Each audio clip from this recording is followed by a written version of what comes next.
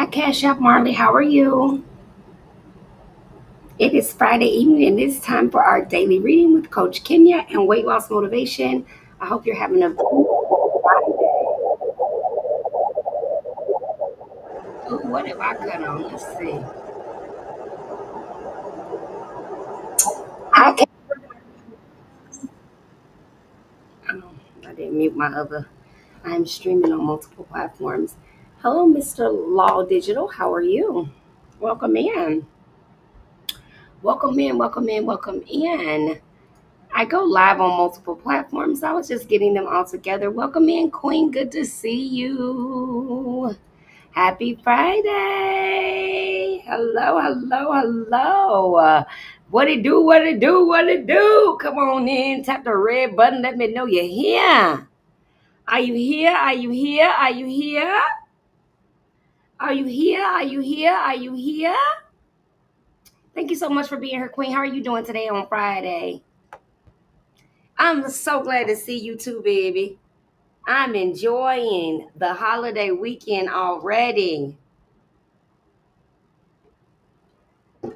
Same. I done been on my vibration plate, had my detox tea, getting some work done, got a little self-care loving going on. Now we about to get these nails and these feet done. So we feeling pretty good. Hello, in is it Miss Jones? I'm gonna go with Jones because I can't see what that says. My glasses aren't right here, but I'll grab them when I do go grab our book. How are we all doing this evening? Is everyone doing okay? My name is Kenya. If you're new here, yes, that's me. I used to weigh about 592 pounds. I have dropped a significant amount of weight. I've kept it off for the last 10 years, and for the last 10 years, I've been helping women in over 14 countries get healthy and keep the weight off through mindset therapeutic weight loss coaching and behavior modification. And this place is safe. You are welcome here. Welcome in, Curl. Welcome in, welcome in, welcome in. Is it creations? Is it am I saying it right? Our creations, I think. Thank you so much for the gifts, love. And I've been helping people come. I just give tips, feedback. Some people are hello Sherry are just baffled by their health stuff and their weight loss, and they're just not really getting the things they need to connect. And what I do is I help you go find what you need to know on your own. I help you. I give you just a couple little nuggets, and you be out in these streets empowered. And then you can go back to your doctors and things like that with more knowledge and information about yourself on how to get out of this thing for real, right? Um, I know so many women who got the weight loss surgery and they thought that they would never deal with their weight again. And since their first surgery, they've since had multiple surgical procedures and even the injection in many. Yes, thank you so much, Queen. And so what happened was because I myself ended up being reversed from surgery multiple years before, a year before I got big as I did, I got fat again. And the doctor told me, you have a food addiction. If you start eating, you're going to gain all that weight back. But I was so depressed and sick when they told me I had a terminal blood condition and that I was going to die. I just started eating and I thought, you know what? I'm going to die anyway, so I might as well die with a full stomach. I've always liked food. Food has always been my friend since I was 6 years old when I first tried to take my own life as a little girl. I resorted to food. I resorted to food when I was lonely, sad, left out, abandoned. I realized I didn't have a dad, food. And so for my whole life, food was the thing. It was like this ongoing social, mental, and emotional support system that I didn't know I needed. But what happened over the years is food became my friend, my lover, my cousin, my mother, my sister, my brother. It became everything. So it wasn't just about losing the weight. Anybody can lose weight. It's about keeping that thing off. Everybody can't keep it off. And that's where many of us go wrong. We want to jump on every bandwagon where somebody done lost some a bunch of weight, doing drinking vinegar, but you're forgetting the mindset. Baby, apple cider vinegar ain't gonna never help you deal with your grief and loss if you eat over that. You understand what I'm saying? So we have to start doing the mental health work required to be emotionally mature and healthy, and we'll stop emotionally eating and restricting because you can't outrun that. You can't out diet that. You can't out count that. But many of us believe we can out inject it and out surgery it. And that's why you end up on an injection and with surgery hollering something's wrong with my thinking because something was always wrong with the thinking. It's just that you led yourself to believe that you could do something external to fix an internal problem. Many of you are wanting an external solution for an internal problem. Your problem is internal. So it's not that you can't utilize anything external, it's that you have to be honest that you have an internal issue occurring. That your relationship with food is inappropriate, disconnected, codependent, psychotic, delusional, narcissistic, and inappropriate. And then until you come to the conclusion that you have an issue with your hand to your mouth, you never gonna win. Because many of us don't want to accept full responsibility for our circumstances. Oh, I'm big because of PCOS. No, you're not. You big because you eat most, okay? Because this is what's doing it. PCOS is giving you the craving, but this is how the food is getting in there. And so I tell my clients when I'm in there one-on-one and they'll say, oh, coach, I have endometriosis, I have PCOS, I have HPV. They'll name off all the autoimmunes. I have lupus, I have Hashimoto's. They'll name them all. And I'll say, baby, does any of them have arms and legs? And she'll say, what? I said, does any of your diagnoses have arms and legs? And she said, no. I said, baby, those diagnoses, I'm going to hold your hand. They give you cravings. They don't get up and walk you into the kitchen and shove food down your mouth. So stop saying that. That's the first thing you have to accept. That yes, I have the same diagnoses. I'm not telling you from the backside of the street. I'm telling you from living on the street.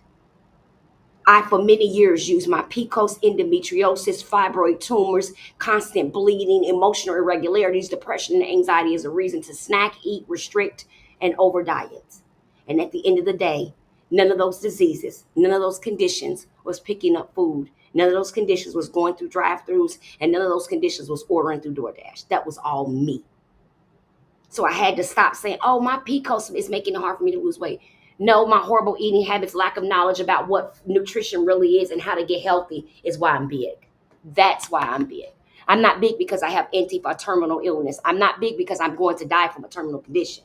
I was big because I wouldn't stop eating. I have the same terminal condition right now in this chair that I had in the photo that you're looking at.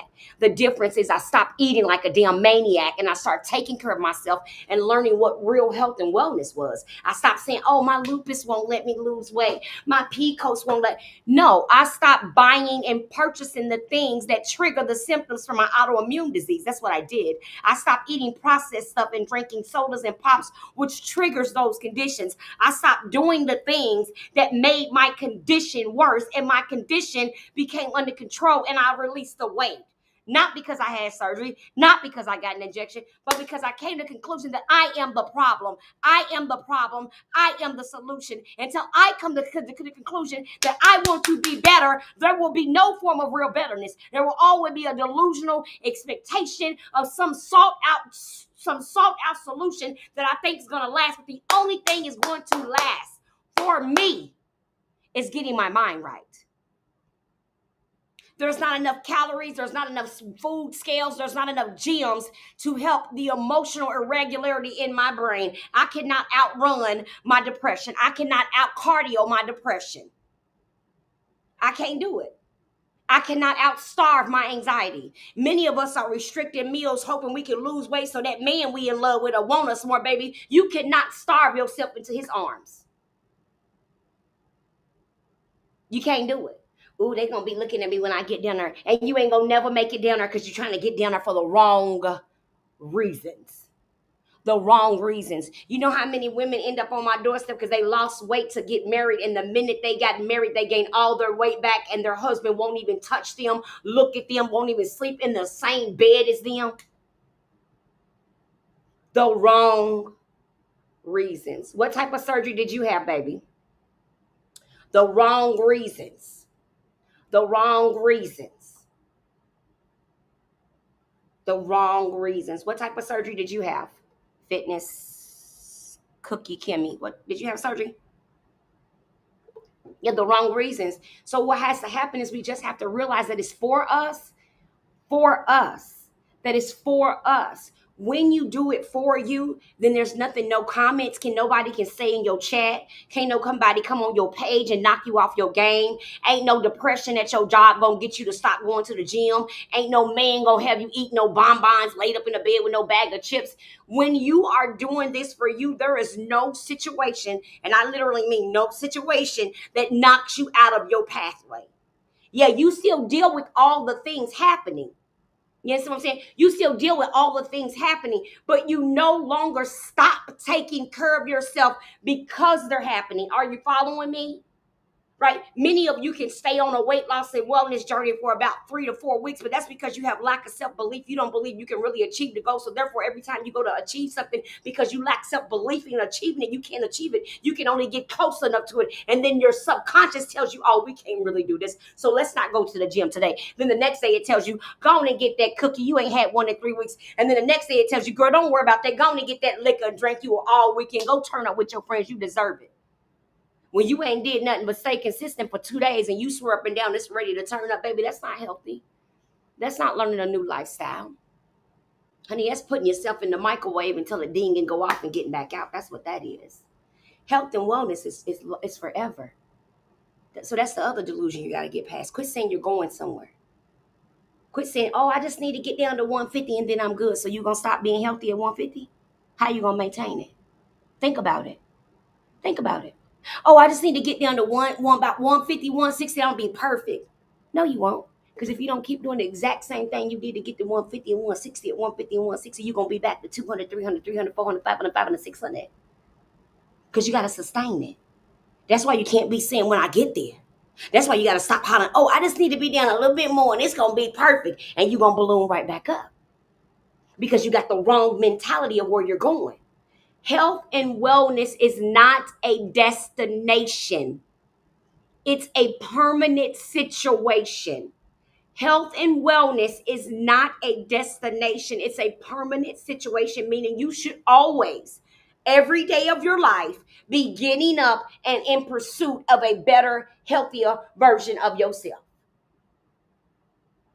Because what many of you are doing is, oh, I'm going to be on the GLP-1 until I drop 80 pounds and then I'm going to stop. And then you're going to gain 180 back. And call me when that happens so I can help you mentally. Because then you're going to really be jacked up in your brain. Because what I'm trying to explain to you is the point of the injection is to give you the lesson of the cravings and the urges so that you can take that time while you're on the injections and learn how to meal prep, learn how to get up early enough to do the meditation, learn how to put a workout in your daily schedule. It's meant for you to actually eat multiple times a day. But many of you are only eating one time a day, talking about something, look how good I look. You look crazy because you're starving your heart and your lung. And then when you lay up in the hospital, you want all of us to do a GoFundMe for you. Come on now. Let's get it together. Let's be smart. Let's make good choices so we don't have to look at them. You understand what I'm saying? We don't have to end up down that path if we have the knowledge to stay off of that street. Many times we're not getting the knowledge. Do you understand? We don't have access to it. Do you understand? If you are on a GLP-1, you should not be fasting for no 12 and 14 hours because your appetite is already suppressed, which means by the time you go to actually consume food, the window is so small that you're not getting enough protein in, and you're now starving your liver and kidneys, which is the most important organs that you need. But because you're losing weight, oh, my scale's down 5 more pounds. Not the fact that you're lethargic, can't sleep, body's aching, bowels is jacked up, but 5 pounds. You guys, no, the wrong pursuit. Wrong pursuit, yes. Noreen, knowledge is key. Wrong pursuit, switch that pursuit. And say, have I got my protein in today? Okay, this week I dropped 5 more pounds, but did I get my protein in every day? Because I need to understand if I lost 5 pounds, that means I lost at minimum 15% of my muscle capacity at the same time. Because when you're starving, when you do caloric restriction for weight loss, you are actually starving your actual muscles. And since some of your predominant main organs, your heart, i.e., is a muscle,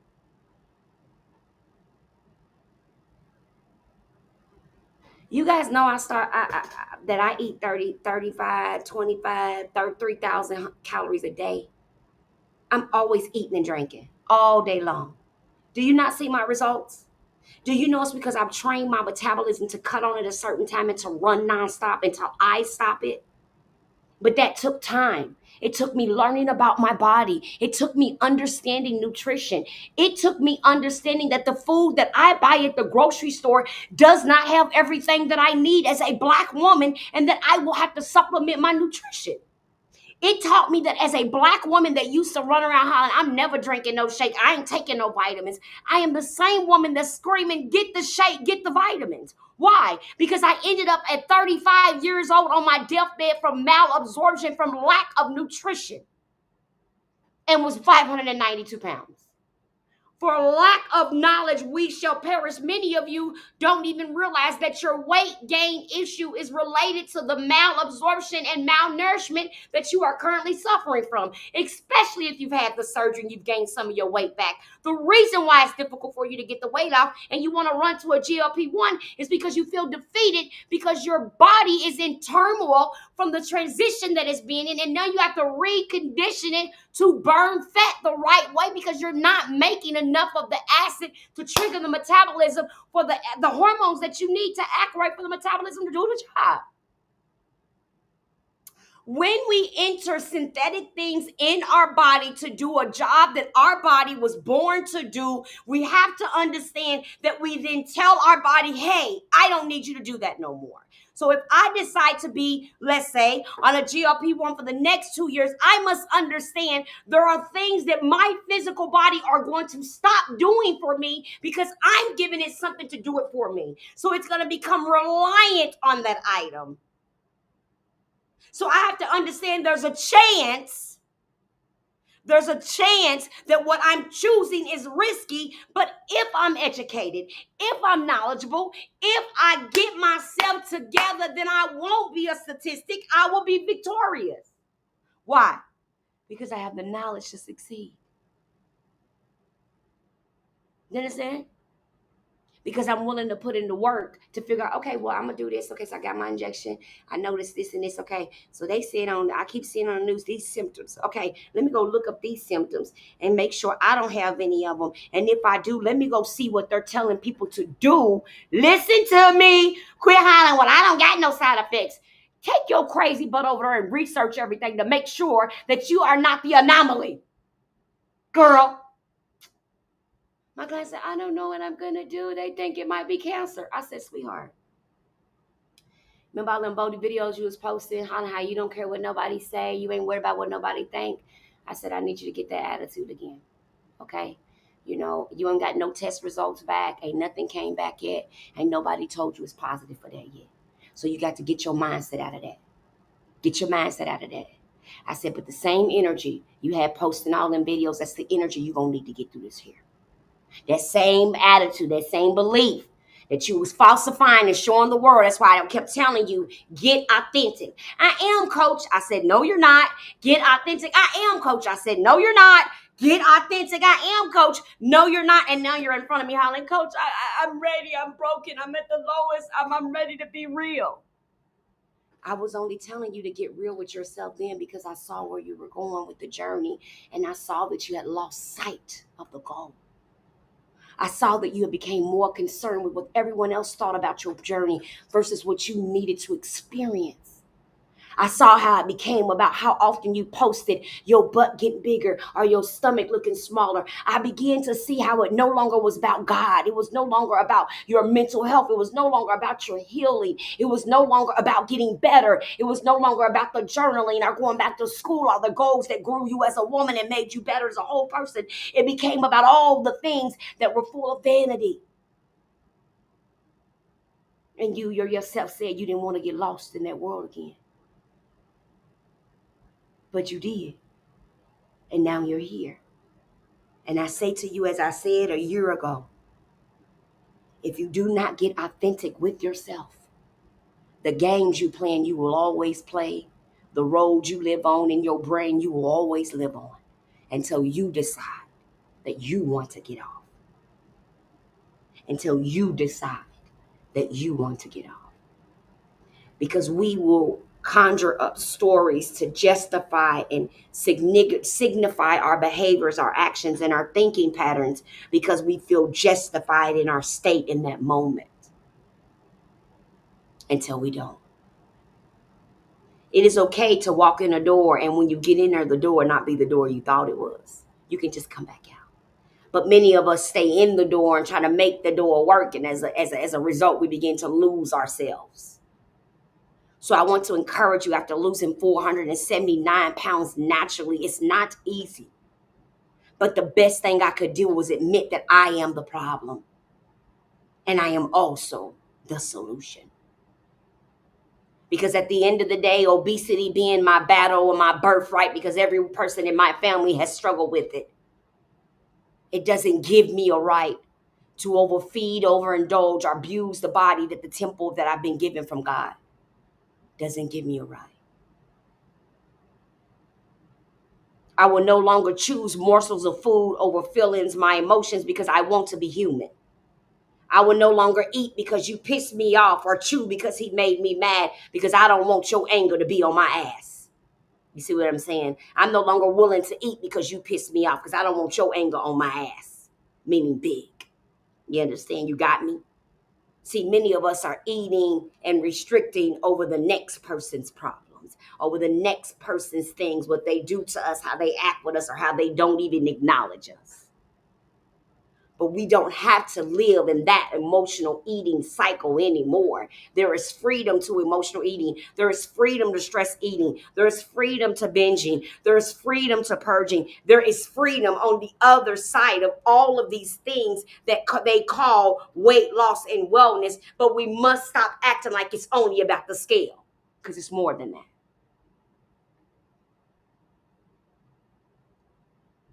If you have watched The Biggest Loser documentary, then I've been on this app for 5 years. And when I've never watched The Biggest Loser. And this is why. As a woman who grew up her whole life as a big girl, the last thing I wanted to do is watch a bunch of obese people on TV be told to stuff their faces as a challenge for food. I found that very degrading. I also found it very degrading that they only seem to find stories that are extremely desperate, broken down, and hurt. They never brought anyone that had high self-esteem, which then made me clearly show me that they only want to point out and give the image that fat people are miserable, depressed, broken, and dying to be skinny. That's the image they gave. I also said back then that the truth to the matter is the way the body works, you have to be using something to get that type of weight off in 1 week. Because I've been doing weight loss for over 10 years and I've had clients come to me doing all types of things. And I have done all types of stuff to lose weight. To all kind of special doctors. You would be amazed at things that you can do. So my advice, my encouragement is become aware. Don't just go jump on a bandwagon because it looks good. Get on it because you did the research and you found out what works best for you, and to pursue it with all your heart. And no matter what happens, don't let nobody tell you that what you choose doesn't work for you unless it doesn't work for you. Do you understand? But you stay in pursuit of a better version of you. And we no longer say, oh, I can't wait to get down to 175, girl.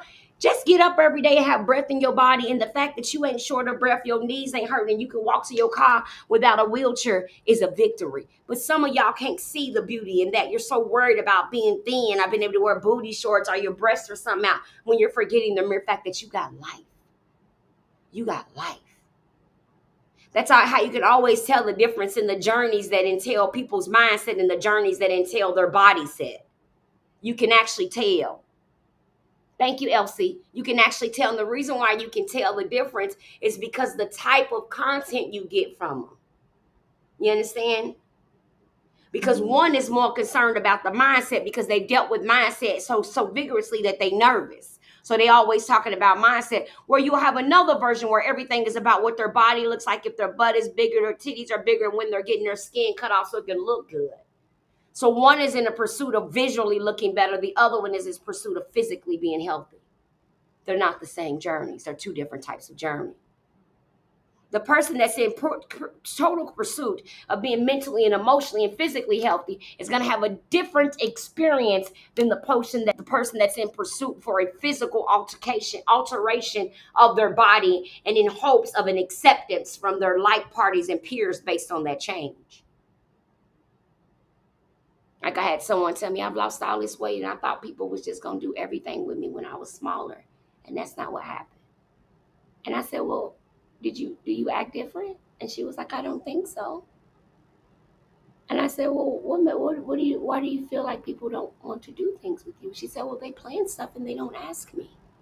And I said, well, do you ask them if you can go with them? And she said, no. I said, so you feel like since you've lost weight, less people want to hang with you because you've lost weight. And she said, yes. I said, but have you approached them to hang with them since you lost weight? And she said, no. I'm gonna let you put the rest of the symbols together. How you? Because people do just suddenly not talk. It don't mean like that. Don't mean something's wrong, you guys. It just means that life is life, and so you just gotta reconnect. That doesn't mean someone's sitting somewhere jealous of you because of your journey. They may have their own thing through too. So then you be the bigger person. You pick up the phone and say, "Hey, what y'all doing? I saw y'all was hanging out. I wanted to go too. Is it cool?" And then if it's not, you'll know then to go move different somewhere else with somebody else, and you don't have to spend your energy in that space anymore, okay? So that's today's motivational for Freedom Friday. Be willing to double down for you because no one else will. Show up no matter what they say, no matter who goes away, you show up. You show up because one thing for certain and two things for sure. There's several things in this life that's always going to happen. Welcome in, TR. Good evening, baby. Hi, CJ. There's one thing for certain and two things for sure about this life that's going to keep happening no matter what you are. People going to keep dying in your life. They're going to keep dying. Yep. Believe it or not, they're going to keep getting sick. Accidents are going to keep happening. Loss is going to keep happening. Bad stuff is going to keep happening. Debt, damage, pain, all of that. Murders, all of that's going to still happen. And the reason why I tell you that is because many of you think because you get on a weight loss journey that life is going to stop for you.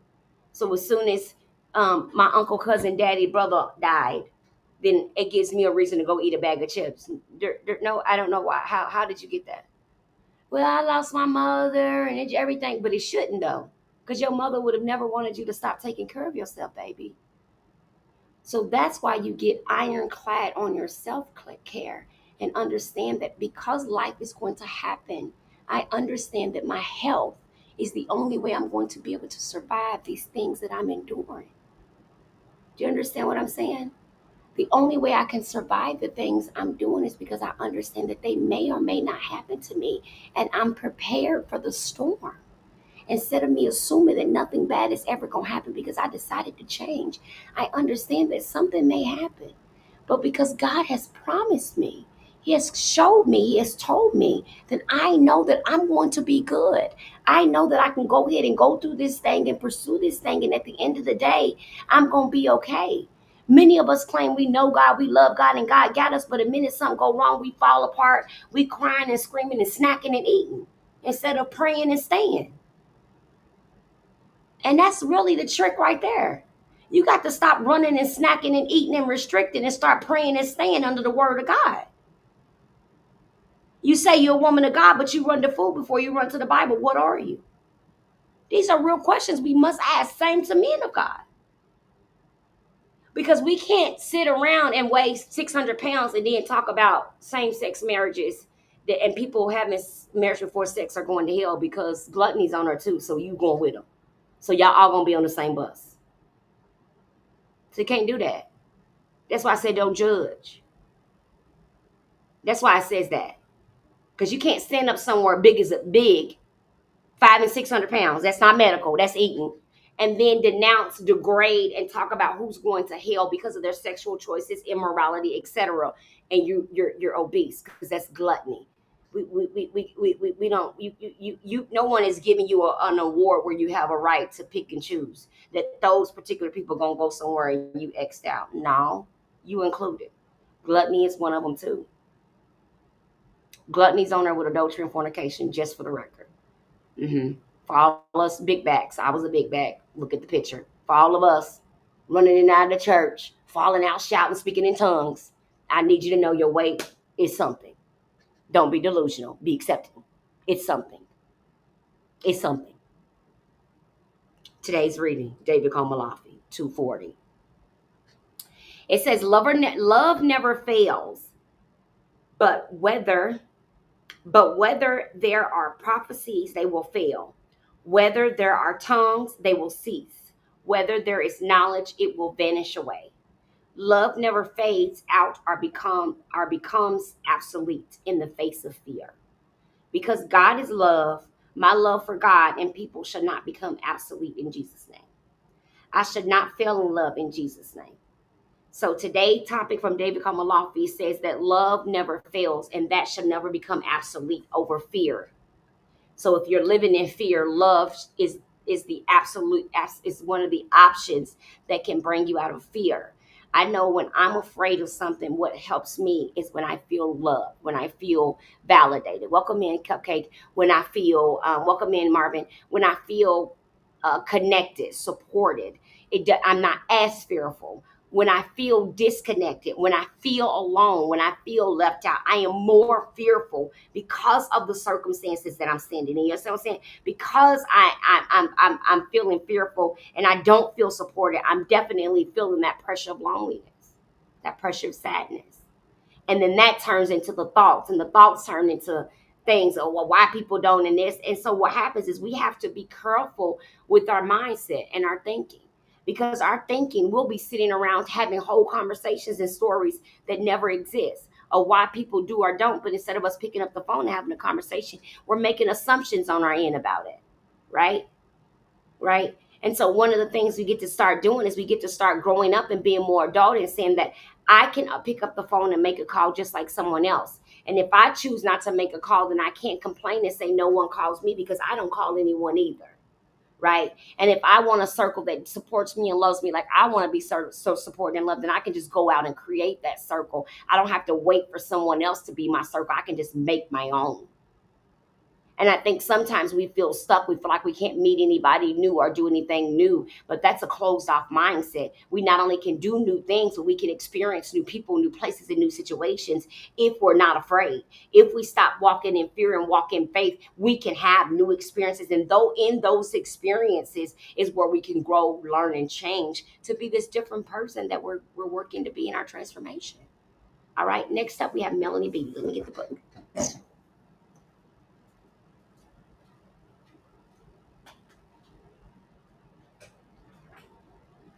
All right, Melanie Beatty for August the 29th, you guys. We made it. It's August the 29th. You know, we done made it. Yeah, I don't know if I'm going to be able to see this because I don't have contacts on today. This is my bare eyeballs, and they're barely working. But I do have this nightlight on. This nightlight's going to save us, okay? Welcome in, everybody. Thank you so much for being here. Thank you for tapping up that like button. Thank you, Elsie. Thank you for coming back. Thank you for the massive love and support. I saw you shout me out in a comment. Thank you, thank you, thank you. Some of the comments I didn't see. I started eating more, and I started losing weight. Yarma, that was actually what happened with me. I started eating more better things, and I lost weight. Knowledge is key. Yes, Noreen, that's the way it's changed my life. My doctor wants me to do the surgery and injection. I need to deal with the root of the issues. Noreen, that's what kept happening. When I was in hospice, they kept saying surgery, surgery, surgery. But what had happened was I had figured out I had a food addiction. Because one night I couldn't get no food.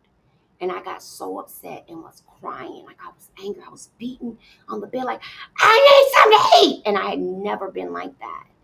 And what I noticed is that was the behavior of an addict.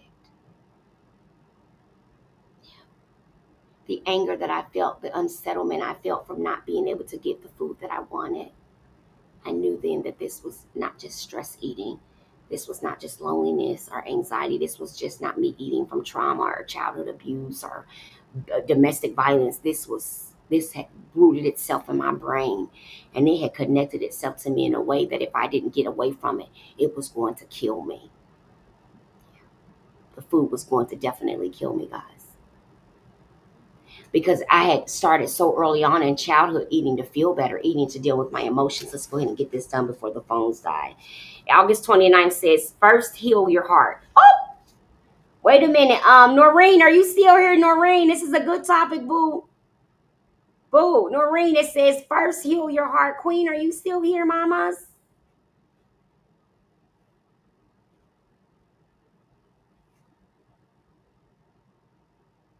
Hi, Yolanda. It says first heal your heart. I checked into the lodge in Sedona, certain I was there to get my job done. I told the woman behind the desk, a delightful soul with brown hair, brown eyes, a warm smile, and an open heart, while I was there, to begin writing the book. Maybe you will, she said, but that's not why you're really here. You came here to cleanse the past and heal your broken heart. I looked at her in surprise. I knew what she said was true. Many of us show up at a place in our lives with a particular agenda. We think we were there to get the job done, build a relationship, accomplish a task. Then life takes a twist, and we didn't quite expect our plan on.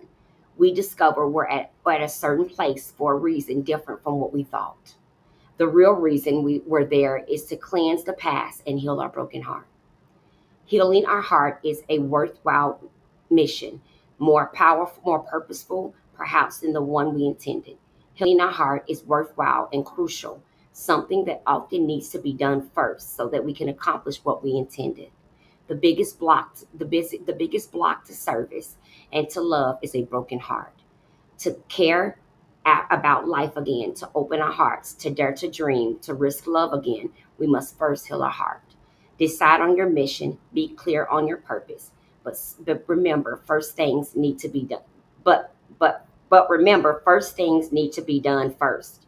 Maybe you're where you are today for a reason other than you thought. Maybe the first thing is to do is to cleanse the past and heal your broken heart. Melanie Beatty.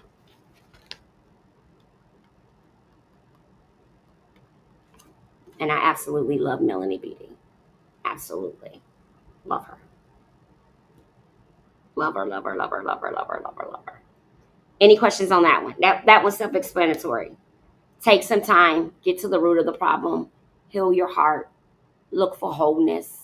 Don't second guess yourself. If it doesn't feel right, if it feels off, be okay asking more questions, be okay finding more answers, and be okay knowing that you deserve all the effort, all the work, and all the energy that you have given and driven into other people, into yourselves. May God bless you and keep you, and happy Friday, and have a beautiful Labor Day weekend.